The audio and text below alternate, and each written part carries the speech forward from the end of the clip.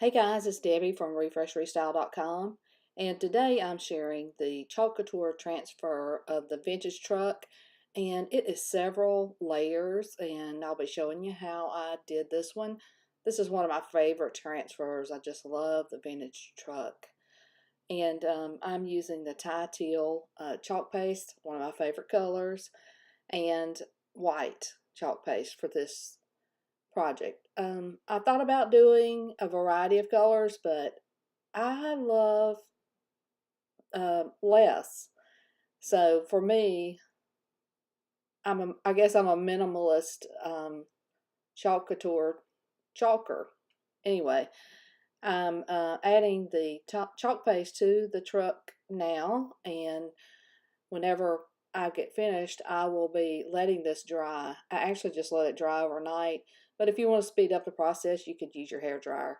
I wasn't in any hurry, and so I just did this part and took the transfer off, washed it, cleaned my squeegee, and let it dry overnight. And the next day, I added the next layer of the truck, so it was completely dry, didn't have any problems at all, and I just love the way the Chalk Couture is so crisp.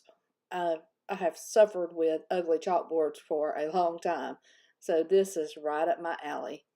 And now I'm going to be placing the rest of the transfer on top of what I did yesterday. And as you can see through the silk screen, so you can line it up perfectly. Or, if it's a little imperfect, nobody's going to know except you. Once I get the transfer position, I just use my fingers to make sure that it's secure, and then I grab my white Chalkology chalk paste, stir it up a little bit, and use my squeegee to apply it to the transfer. This is so easy.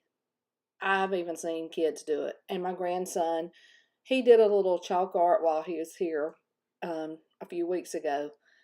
But anyway, if you want beautiful chalkboards with impressive art, Chalk Couture is the way to go. I just love this.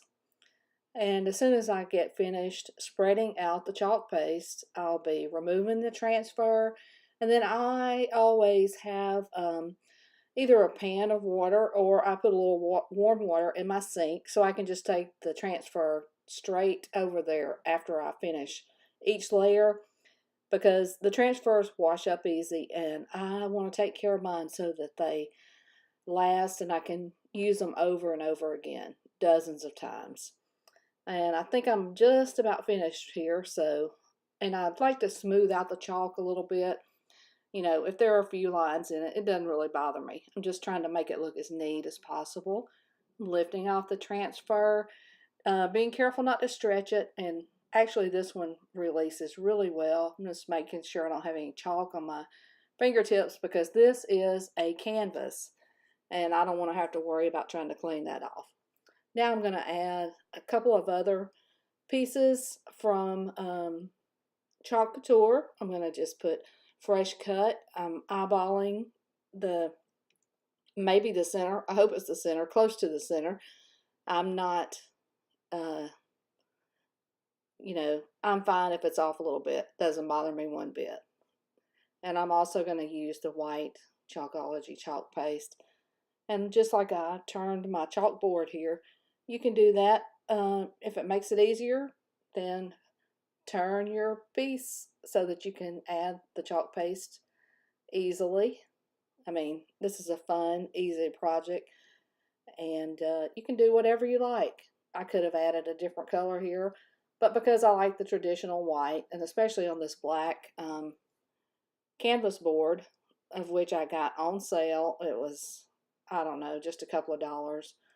I think they had both the white and the black chalkboards on sale at Michael's last week. Now there's my wording, and I'm going to fill the back of the truck with flowers. And with the add-on transfer, there are several things you can put in the back of the truck. But, it's spring, about to be summer. I thought the flowers would look pretty. Now this is where I debated on whether I should do different colors.